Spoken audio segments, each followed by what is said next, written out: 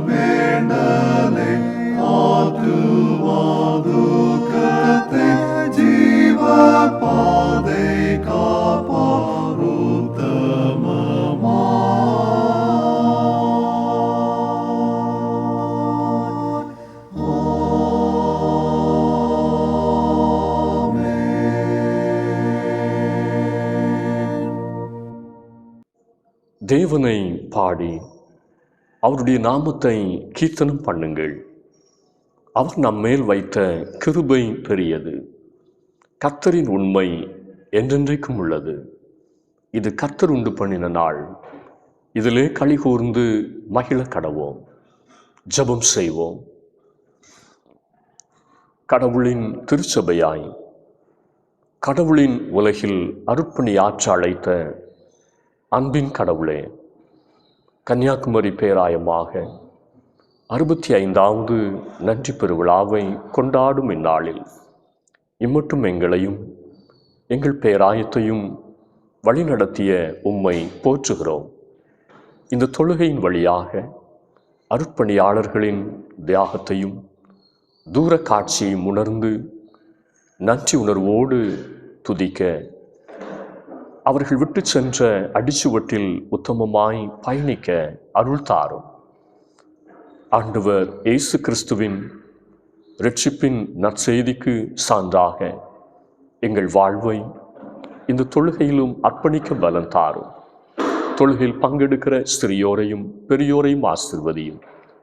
எங்கள் கன்மலையும் மீட்பருமாகிய இயேசு கிறிஸ்துவின் திருநாமத்தில் ஜெபிக்கிறோம் நல்ல பிதாவே, ஆமென். ஆண்டவருடைய பரிசுத்த நாமத்தை நாம் மகிமைப்படுத்தும் வண்ணமாக ஞான பாடலிலே 483வது பாடலை பாடுவோம். இயேசுவின் அண்டை வந்திடுவாய். 483வது ஞான பாடல்.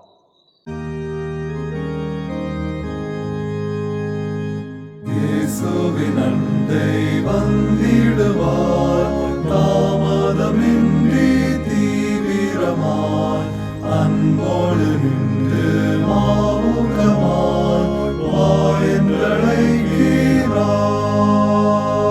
பாவமில் இயேசுவிலிருப்போம், சந்தோஷமாக சந்திப்போம், நல்மீட்பர் அண்டை சேர்ந்திருப்போம் பேரின்ப தேசத்தில். பால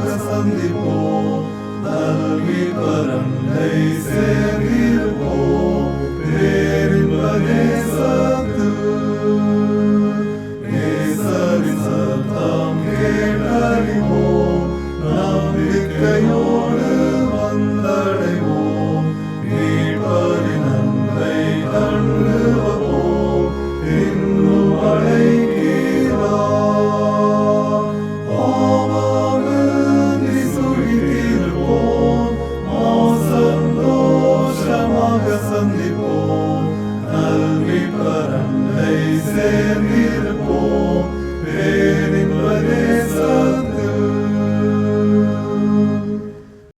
இந்த நாளுக்குரிய திருமுறை பாடத்தை நாம் படிக்க கேட்போம். பரிசுத்த யோவான் எழுதிய நற்செய்தி நூல் 17ஆம் அதிகாரம் வசனங்கள் 13 முதல் 26 முடிய. யோவான் நற்செய்தி நூல் 17ஆம் அதிகாரம் வசனங்கள் 13 முதல். இப்பொழுது நான் உம்மிடத்திற்கு வருகிறேன். அவர்கள் என் சந்தோஷத்தை நிறைவாய் அடையும்படி உலகத்தில் இருக்கையில் இவைகளை சொல்லுகிறேன். நான் உம்முடைய வார்த்தையை அவர்களுக்கு கொடுத்தேன். நான் உலகத்தான் அல்லாதது போல அவர்களும் உலகத்தார் அல்ல. ஆதலால் உலகம் அவர்களை பகைத்தது. நீர் அவர்களை உலகத்திலிருந்து எடுத்துக்கொள்ளும்படி நான் வேண்டிக் கொள்ளாமல் நீர் அவர்களை தீமை நின்று காக்கும்படி வேண்டிக் கொள்ளுகிறேன். நான் உலகத்தான் அல்லாதது போல அவர்களும் உலகத்தார் அல்ல. உம்முடைய சத்தியத்தினாலே அவர்களை பரிசுத்தமாக்கும். உம்முடைய வசனமே சத்தியம். நீர் என்னை உலகத்தில் அனுப்பினது போல நானும் அவர்களை உலகத்தில் அனுப்புகிறேன். அவர்களும் சத்தியத்தினாலே பரிசுத்தமாக்கப்பட்டவர்களாகும்படி அவர்களுக்காக நான் என்னைத்தானே பரிசுத்தமாக்குகிறேன். நான் இவர்களுக்காக வேண்டிக் கொள்ளுகிறதும் அல்லாமல் இவர்களுடைய வார்த்தையினால் என்னை விசுவாசிக்கிறவர்களுக்காகவும் வேண்டிக் கொள்ளுகிறேன். அவர்கள் எல்லாரும் ஒன்றாயிருக்கவும் பிதாவே, நீர் என்னை அனுப்பினதை உலகம் விசுவாசிக்கிறதற்காக நீர் என்னிலேயும் நான் உம்மிலேயும் இருக்கிறது போல அவர்கள் எல்லாரும் நம்மில் ஒன்றாயிருக்கவும் வேண்டிக் கொள்ளுகிறேன். நாம் ஒன்றாயிருக்கிறது போல அவர்களும் ஒன்றாயிருக்கும்படி நீர் எனக்கு தந்த மகிமையை நான் அவர்களுக்கு கொடுத்தேன். ஒருமைப்பாட்டில் அவர்கள் தேறினவர்களாயிருக்கும்படிக்கும் என்னை நீர் அனுப்பினதையும் நீர் என்னில் அன்பாயிருக்கிறது போல அவர்களிலும் அன்பாயிருக்கிறதையும் உலகம் அறியும்படிக்கும் நான் அவர்களிலும் நீர் என்னிலும் இருக்கும்படி வேண்டிக் கொள்ளுகிறேன். பிதாவே, உலக தோற்றத்திற்கு முன் நீர் என்னில் அன்பாயிருந்தபடியினால் நீர் எனக்கு தந்த என்னுடைய மகிமையை நீர் எனக்கு தந்தவர்கள் காணும்படியாக நான் எங்கே இருக்கிறேனோ அங்கே அவர்களும் என்னுடனே கூட இருக்க விரும்புகிறேன். நீதியுள்ள பிதாவே, உலகம் உம்மை அறியவில்லை, நான் உம்மை அறிந்திருக்கிறேன். நீர் என்னை அனுப்பினதை இவர்களும் அறிந்திருக்கிறார்கள். நீர் என்னிடத்தில் வைத்த அன்பு அவர்களிடத்தில் இருக்கும்படிக்கும் நானும் அவர்களில் இருக்கும்படிக்கும் உம்முடைய நாமத்தை அவர்களுக்கு தெரியப்படுத்தினேன், இன்னமும் தெரியப்படுத்துவேன் என்றார். இந்த நாளுக்குரிய திருமறை பகுதி வாசித்தாயிற்று.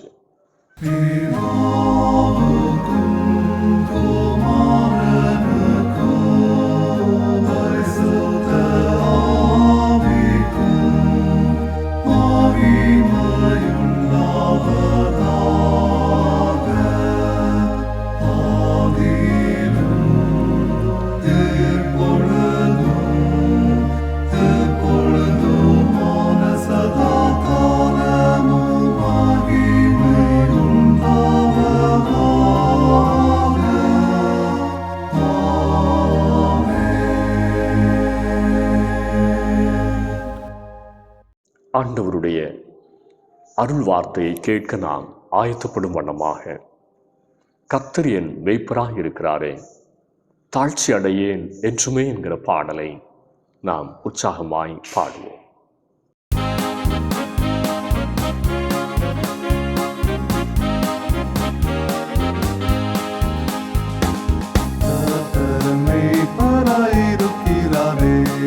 தாழ்ச்சியடையேன் என்றுமே,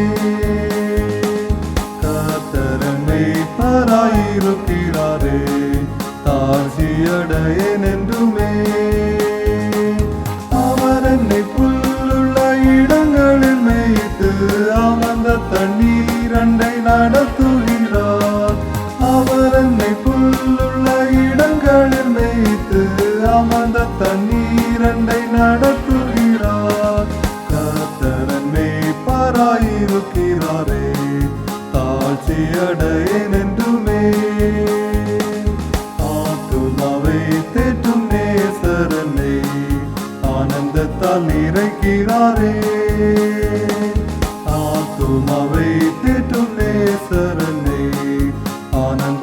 நிறைக்கிறாரே.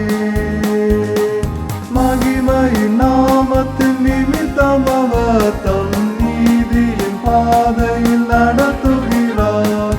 மகிமையின் நாமத்தின் நிமித்தம் அவர் தம் நீதியின் பாதையில் நடத்துகிறார். கர்த்தர் மேய்ப்பராயிருக்கிறாரே, தாழ்ச்சியடையேன் என்றுமே. சத்துருக்கள் முன்னில் எனக்காக பந்தி ஒன்றை ஆயத்தம் செய்தார். சத்துருக்கள் முன்னில் எனக்காக பந்தி ஒன்றை ஆயத்தம் செய்தார். என்னை தம் எண்ணெயால் அபிஷேகித்து என் பாத்திரம் நிரம்பி வழிய செய்தார். என்னை தம் எண்ணெயால் அபிஷேகித்து என் பாத்திரம் நிரம்பி வழிய செய்தார். கர்த்தர் மேய்ப்பராயிருக்கிறாரே, தாழ்ச்சியடையேன் என்றுமே. ஜீவனில் உள்ள காலம் வரை நன்மை கிருபை தொடரும். ஜீவனில் உள்ள காலம் வரை நன்மை கிருபை தொடரும். கர்த்தரின் வீட்டில் களிப்புடன் துதித்து நித்திய நாட்களாய் நிலைத்திருப்பேன். கர்த்தரின் வீட்டில் களிப்புடன் துதித்து நித்திய நாட்களாய் நிலைத்திருப்பேன். கர்த்தர் மேய்ப்பராயிருக்கிறாரே, தாழ்ச்சியடையேன் என்றுமே. கர்த்தர் மேய்ப்பராயிருக்கிறாரே, தாழ்ச்சியடையேன் என்றுமே.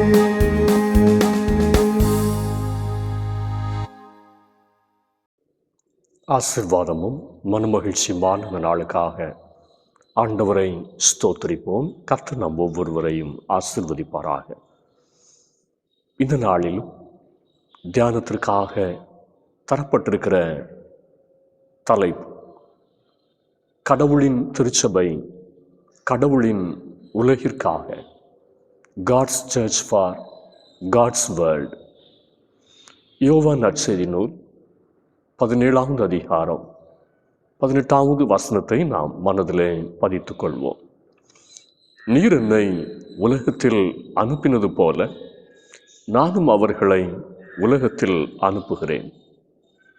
கடவுளின் திருச்சபை கடவுளின் உலகத்திற்குள் செல்ல வேண்டும் என்பது ஆண்டவர் இயேசுவின் எதிர்பார்ப்பு.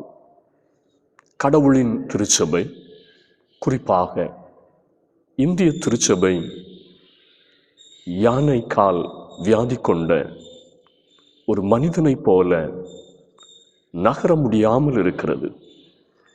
கடவுளின் உலகத்திற்குள் அது நகர்ந்து செல்ல வேண்டும் என்றார் சாது சுந்தர் சிங் என்ற தெய்வ மனிதர். கடவுளின் திருச்சபை என்பது 1 பேதுரு 2:9 படி கடவுளுக்கு சொந்தமான ஜனத்தை குறிக்கிறது. எபேசியர் 2வது அதிகாரம் 19 முதல் 22 வசனங்களின்படி தேவனுடைய வீட்டாரை குறிக்கிறது. எபேசியர் 1:22 முதல் 23 படி கிறிஸ்துவின் சரீரமாகிய சபையை குறிக்கிறது. அப்போஸ்தலர் 20:28 படி கிறிஸ்துவின் திரு இரத்தத்தால் சம்பாதிக்கப்பட்ட மீட்கப்பட்டவர்களை குறிக்கிறது. யோவான் 1:12 படி புதுப்பிறப்படைந்த மக்கள் கூட்டத்தை குறிப்பிடுகிறது. திருமறை குறிப்பிடும் கடவுளின் திருச்சபையாக நாம் இருக்கிறோமா, அல்லது கட்டட சபையின் அங்கமாக மாத்திரம் இருக்கிறோமா? கிறிஸ்துவை மூலைக்கல்லாக கொண்ட திருச்சபையாக நாம் இருக்கிறோமா, அல்லது கிறிஸ்துவை புறக்கணித்து தள்ளின திருச்சபையாக நாம் இருக்கிறோமா? கிறிஸ்துவை மூலைக்கல்லாக கொண்ட கடவுளின் திருச்சபையின் மேல் கடவுள் அதிக எதிர்பார்ப்புள்ளவராக இருக்கிறார். கடவுளின் திருச்சபை கடவுளின் உலகத்திற்குள் செல்ல வேண்டும் என்பது தேவனுடைய எதிர்பார்ப்பு. ஏன், எதற்காக? வேதம் சொல்லுகிற முதல் காரியம் அன்பின் தேவனை வெளிப்படுத்த. அன்பின் தேவனை வெளிப்படுத்த. யோவான் 17வது அதிகாரம் 23வது வசனம். ஒருமைப்பாட்டில் அவர்கள் தேறினவர்களாயிருக்கும்படிக்கும் என்னை நீர் அனுப்பினதையும் நீர் என்னில் அன்பாயிருக்கிறது போல அவர்களிலும் அன்பாயிருக்கிறதையும் உலகம் அறியும்படிக்கும் நான் அவர்களிலும் நீர் என்னிலும் இருக்கும்படி வேண்டிக் கொள்ளுகிறேன். இங்கே ஆண்டவர் இயேசு பிரதான ஆசாரியத்துவ மன்றாட்டில் இவ்விதமாய் சொல்லுகிறார், நீர் என்னில் அன்பாயிருக்கிறது போல அவர்களிலும் அன்பாயிருக்கிறதையும் உலகம் அறியும்படிக்கு. நம்மை காண்கிற உலகம் ஒன்றை அறிந்து கொள்ள வேண்டும். இவர்கள் தேவன் அன்புள்ளவர்.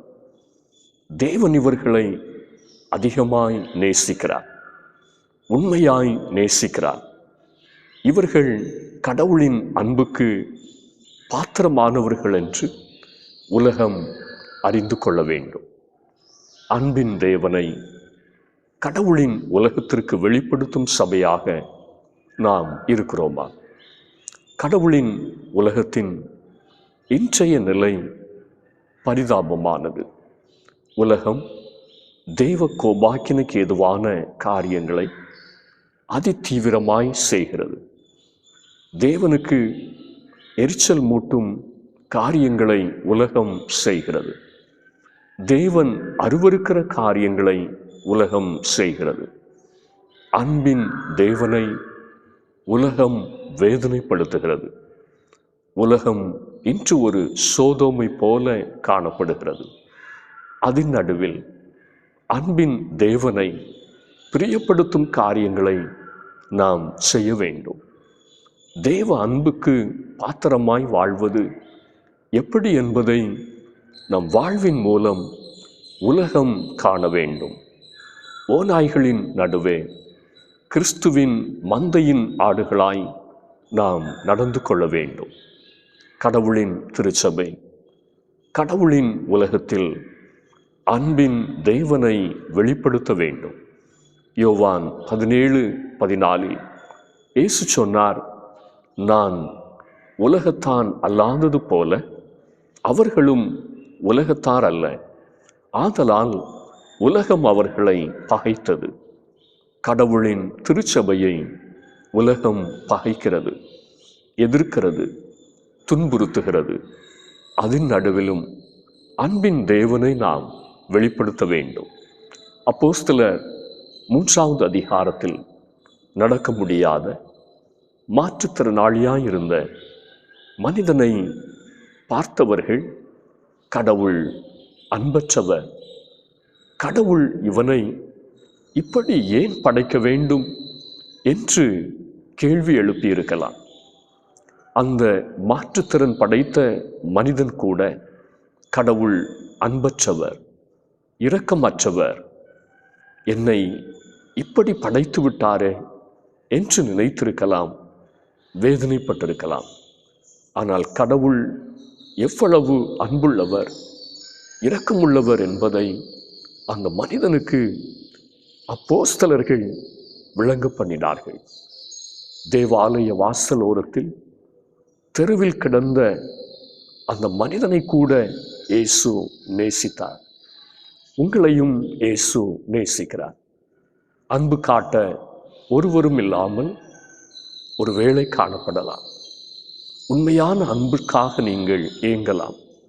உங்களை நேசிக்கிற, உங்கள் மேல் அக்கறை உள்ள ஆண்டவர் இயேசு உண்டு. எந்த நிலையில் இருந்தாலும் அவர் உங்களை நேசிக்கிறார். இயேசு கிறிஸ்துவின் நாமம் உங்கள் வாழ்க்கையில் ஒரு பெரிய அற்புதத்தை செய்ய போதுமானது. கடவுளின் திருச்சபை கடவுளின் உலகத்திற்குள் அன்பின் தேவனை வெளிப்படுத்த வேண்டும். இரண்டாவதாக, கடவுளின் திருச்சபை கடவுளின் உலகத்திற்காகவே ஏற்படுத்தப்பட்டிருக்கிறது. ஏன், எதற்காக? வேதம் சொல்லுகிறது, இருண்ட உள்ளங்களில் ஒளியேற்ற. இருண்ட உள்ளங்களில் ஒளியேற்ற. யோவான் 17வது அதிகாரம் 20வது வசனம். நான் இவர்களுக்காக வேண்டிக் கொள்ளுகிறதும் அல்லாமல் இவர்களுடைய வார்த்தையினால் என்னை விசுவாசிக்கிறவர்களுக்காகவும் வேண்டிக் கொள்ளுகிறேன். இங்கே நாம் கவனிக்க வேண்டிய வார்த்தை, இவர்களுடைய வார்த்தையினால் என்னை விசுவாசிக்கிறவர்களுக்காகவும் வேண்டிக் கொள்ளுகிறேன். கடவுளின் திருச்சபையின் வார்த்தையினால் மாத்திரமே உலகத்தில் வாழுகிறவர்கள், உலக பிரகாரமாய் வாழுகிறவர்கள் தெய்வீக விசுவாசத்திற்குள் வருவார்கள். கிறிஸ்துவின் மீதுள்ள விசுவாசத்தில் வளருவார்கள். கடவுளின் உலகம் உண்மையான கடவுளை அறியாமலும் விசுவாசியாமலும் இருளில் காணப்படுகிறது. கடவுளின் வார்த்தையை அறியாதவர்கள் ஏராளம். சத்தியத்தை அறியாதவர்கள் ஏராளம். எரேமியா 4:23 சொல்லுகிறது, உலகத்தின் உண்மை நிலை என்ன என்பதை அந்த வசனம் விவரிக்கிறது. பூமியை பார்த்தேன், அது ஒழுங்கின்மையும் வெறுமையுமாயிருந்தது. வானங்களை பார்த்தேன், அவைகளுக்கு ஒளி இல்லாதிருந்தது. இருள் சூழ்ந்த உலகில் ஜனங்களின் வாழ்வில் இருக்கிற அவிசுவாசத்தையும் அறியாமையையும் அடிமைத்தனத்தையும் அந்தகாரத்தையும் அகற்றி இருண்ட உள்ளங்களில் ஒளியேற்றுவது அவசியமாகும். விசுவாச வெளிச்சத்தை ஏற்றுவது, இருண்டு போன மனக்கண்களை திறப்பது கடவுளின் திருச்சபையின் பணியாகும். கடவுளின் திருச்சபை கடவுளின் உலகில் ஒளியேற்ற வேண்டும். அப்போஸ்தலர் 3வது அதிகாரத்தில் நடக்க இயலாது முடங்கி கிடந்த வருவோர் போவோரிடம் கையேந்தி கொண்டிருந்த மனிதனின் வாழ்வில் பேதுருவும் யோவானும் ஒளியேற்றி வைத்தார்கள். கடவுளின் திருச்சபையாக எத்தனை பேருடைய வாழ்வில் ஒளியேற்றி வைத்திருக்கிறோம்? கடவுளின் திருச்சபை கடவுளின் உலகில் கிறிஸ்துவாகிய ஒளியை ஏற்ற வேண்டும். கடைசியாக, கடவுளின் திருச்சபை கடவுளின் உலகத்திற்காகவே ஏற்படுத்தப்பட்டிருக்கிறது. ஏன், எதற்காக? வேதம் சொல்லுகிற 3வது காரியம், ஆண்டவரின் ராஜ்யமாக ஒன்றிணைவதற்காக. ஆண்டவரின் ராஜ்யமாக ஒன்றிணைவதற்காக. யோவான் 17வது அதிகாரம் 24வது வசனம். நீர் எனக்கு தந்த என்னுடைய மகிமையை நீர் எனக்கு தந்தவர்கள் காணும்படியாக நான் எங்கே இருக்கிறேனோ அங்கே அவர்களும் என்னுடனே கூட இருக்க விரும்புகிறேன். நான் எங்கே இருக்கிறேனோ அங்கே அவர்களும் என்னுடனே கூட இருக்க விரும்புகிறேன். கடவுளின் உலகம் இன்று பிரிவினைவாதங்களாலும் பயங்கரவாதங்களாலும் சுயநலத்தினாலும் சர்வாதிகாரத்தினாலும் அடக்குமுறைகளாலும் அதிகார துஷ்பிரயோகத்தினாலும் சிதறுண்டு சீரழிந்து காணப்படுகிறது. கடவுளை விட்டும் மனிதர்களுடைய உடன் மனிதர்களோடு உள்ள உறவை விட்டும் இன்று தூரமாய் நிற்கிற ஒரு அனுபவம் காணப்படுகிறது. சாத்தானுக்கு கொடுக்கப்பட்டிருக்கிற பெயர்களில் ஒன்று சிதறடிக்கிறவன். ஆனால் கர்த்தருக்கு கொடுக்கப்பட்டிருக்கிற பெயர் சிதறுண்டதை கூட்டி சேர்க்கிறவர். 1 நாளாகமம் 29வது அதிகாரம் 1 முதல் 7 வசனங்களில் தாவீதின் நாட்களில் சிதறுண்டு கிடந்த இஸ்ரவேலர் கர்த்தருடைய ஆலயத்தின் பணிகளுக்காக ஒருமுகப்படுத்தப்பட்டதை விவரிக்கிறது. அவர்கள் ஒன்றிணைந்தார்கள். கர்த்தருடைய ஆலயத்தின் பணிகளுக்காக அனைவரும் தாராளமாய் கொடுத்தார்கள், மனப்பூர்வமாய் கொடுத்தார்கள். அவற்றின் மதிப்பு இன்றைய மதிப்பில் ஏறத்தாழ 6500 கோடி என்று வல்லுநர்கள் பட்டியலிடுகிறார்கள். பொறுப்புகளில் மிக பெரிய பொறுப்பு ஒற்றுமையை, ஒரு மனதை காத்துக்கொள்ளும் பொறுப்பு. ஆண்டவரோடு ஒன்றிணைந்து, விசுவாச குடும்பத்தோடு ஒன்றிணைந்து வாழ்வதே திருச்சபையின் பலம். கடவுளின் திருச்சபை கடவுளின் உலகத்தில் சிதறடிக்கப்பட்டு வாழ்வோரை கிறிஸ்துவின் மந்தைக்குள் கூட்டி சேர்க்க வேண்டும். தேவனுடைய ராஜ்யத்தை இந்த உலகத்தில் இணைந்து கட்ட வேண்டும், எழுந்து கட்ட வேண்டும். இந்த நாளிலும் நாம் தியானித்த சத்தியம், கடவுளின் திருச்சபை கடவுளின் உலகத்தில் அன்பின் தேவனை வெளிப்படுத்த வேண்டும். ஆண்டவரின் ராஜ்யத்தில் ஜனங்களை ஒன்றிணைக்க வேண்டும். இருண்ட உள்ளங்களில் ஒளியேற்ற வேண்டும். இந்த வார்த்தைகளால் ஆண்டவர் நம் ஒவ்வொருவரையும் ஆசீர்வதிப்பாராக. ஆமென். ஆராதனைக்கு நிறைவு பாடலாக ஞான பாடலிலே 232வது பாடலை பாடுவோம். என் மெய்ப்பர் இயேசு கிறிஸ்துதான், நான் தாழ்ச்சி அடையேன். 232வது ஞான பாடல்.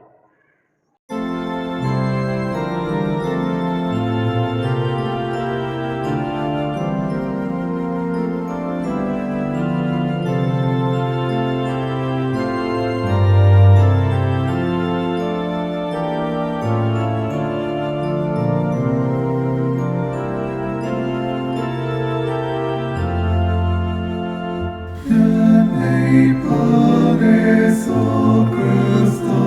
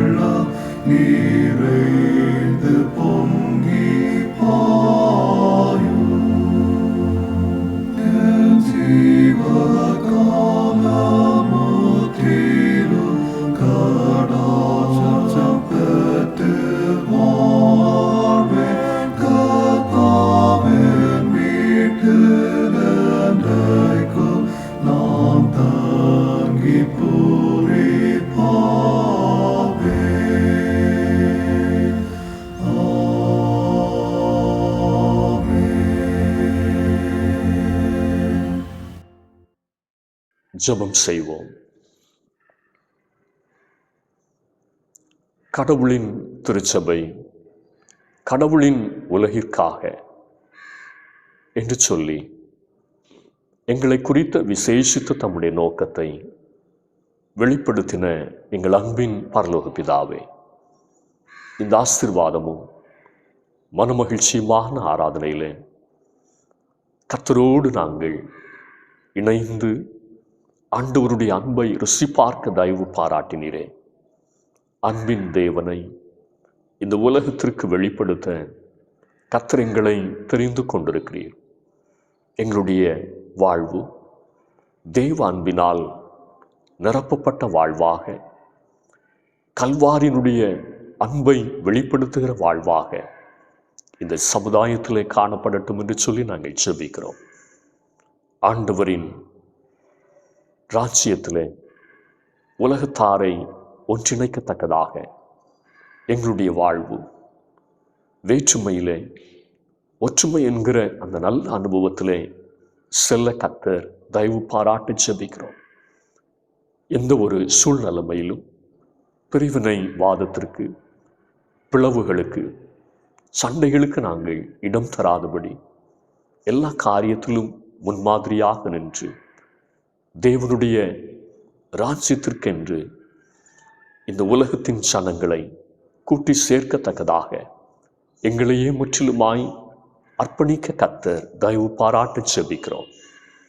இருண்டு போன எங்களுடைய வாழ்க்கையிலே தம்முடைய திருமைந்தர் வழியாக ஒளியேற்றினீரே. நன்றியோடு நாங்கள் உம்மை துதிக்கிறோம். இன்னமும் இருண்ட உள்ளங்களிலே ஒளியேற்றத்தக்கதாக திருச்சபையை கர்த்தர் வேறு பிரித்திருக்கிறீர். நாங்களும் கடவுளின் திருச்சபையாக இருண்டு போன இந்த உலகத்திலே ஒளியேற்றுகிற அந்த நல்ல பணிவிடையை நிறைவேற்ற கர்த்தர் தயவு பாராட்ட ஜெபிக்கிறோம். இந்த தொழுகையிலே பங்கெடுக்கிற ஒவ்வொருவரும் புதிய தீர்மானத்தோடு கர்த்தருடைய வார்த்தையினுடைய வெளிப்பாட்டோடு புறப்பட்டு செல்ல கர்த்தர் தயவு பாராட்டி ஜெபிக்கிறோம். சபையினுடைய குடும்பங்களிலே கர்த்தருடைய வெளிச்சம் பிரகாசிக்கட்டும் என்று சொல்லி ஜெபிக்கிறோம். யார் யாருடைய வாழ்க்கையிலே இருள் சூழ்ந்திருக்கிறதோ கர்த்தர் தம்முடைய பிள்ளைகளுடைய வாழ்விலே வெளிச்சத்தை தந்து ஆசீர்வதிக்க ஜெபிக்கிறோம். குடும்பங்களிலே சமாதானத்தையும் அமைதலையும் சந்தோஷத்தையும் கர்த்தர் அருளி செய்வீராக. பெற்றோர் பிள்ளைகள், கணவன் மனைவி, சகோதர சகோதரிகளாக இணைந்து வாழுகிற அந்த நல்ல ஐக்கியத்தை தந்து குடும்ப உறவுகளை கர்த்தர் ஆசீர்வதிக்க வேண்டும் என்று சொல்லி ஜெபிக்கிறோம். எந்த இடத்திலும் சுயம் தலை தூக்காதபடிக்கு எங்களை தாழ்த்தி தேவ சமூகத்திலே அர்ப்பணித்து வாழ்வை ஜெபத்தோடு கட்டியெழுப்ப ஒவ்வொருவருக்கும் கர்த்தர் தயவு பாராட்ட உம்மை நோக்கி நாங்கள் ஜெபிக்கின்றோம். பலவிதமான தேவைகளின் நடுவிலே ஆண்டவரை நோக்கி பார்க்கிறவர்கள் உண்டு. ஆண்டவர் தாமே தம்முடைய அன்பை தம்முடைய பிள்ளைகள் கண்டு கொள்ள தயவு பாராட்டு ஜெபிக்கிறோம். பிரச்சனைகளின் நடுவிலே, பலவிதமான போராட்டங்களின் நடுவிலே, தேவைகளின் நடுவிலே தேவனுடைய அன்பை தெய்வ ஜனங்கள் சந்தேகிக்கப்படாதவாறு ஒவ்வொருடைய இருதயத்திலும் தெய்வீக அன்பு ஆளுகை செய்யட்டும் என்று சொல்லி ஜெபிக்கிறோம். நாங்கள் குறைபடுகிற நேரத்திலும் ஆண்டவர் எங்களை நேசிக்கிறார். எல்லாராலும் தள்ளப்படுகிற வேளைகளிலும் கர்த்தர் எங்களை நேசிக்கிறார் என்கிற அந்த நல்ல உணர்வை எங்களுக்கு தந்து நடத்த வேண்டும் என்று சொல்லி நாங்கள் ஜெபிக்கிறோம். உலகத்திற்கு தெய்வீக அன்பை வெளிப்படுத்த கர்த்தர் எங்களை என்ன நோக்கத்தோடு வேறு பிரித்தீரோ அப்படியே எங்களை பகைக்கிறவர்கள், எங்களுக்கு அநீதி இழைக்கிறவர்கள் எல்லாரோடும் தெய்வீக அன்பை நாங்கள் வெளிப்படுத்தி ஆண்டவருடைய அன்பிற்கு சாட்சி பகர உதவி செய்ய வேண்டும் என்று சொல்லி உம்மை நோக்கி நாங்கள் ஜெபிக்கின்றோம். எந்த இடத்திலும் விரோதத்தை, பகையை நாங்கள் வளர்த்து விடாதபடிக்கு எல்லா சூழ்நிலைமையிலும் சமாதானத்தோடு நடந்து கொள்ள கர்த்தர் கிருபை பாராட்ட உம்மை நோக்கி நாங்கள் ஜெபிக்கின்றோம். முழு உலகத்தையும் கர்த்தர் ஆசீர்வதிப்பீராக. ஊழியத்தினுடைய பாதையிலே கர்த்தர் தம்முடைய பிள்ளைகளை எடுத்து பயன்படுத்த நாங்கள் ஜெபிக்கின்றோம். தென்னிந்திய திருச்சபையாக, குமரி பேராயமாக, ஆண்டவர் எங்களை ஆச்சரியமாக நடத்தி இருக்கிறேன். தந்திருக்கிற பேராய தலைவர்கள் அனைவரையும் கர்த்தர் தம்முடைய கரத்தின் கருவியாக பயன்படுத்தி ஜெபிக்கிறோம்.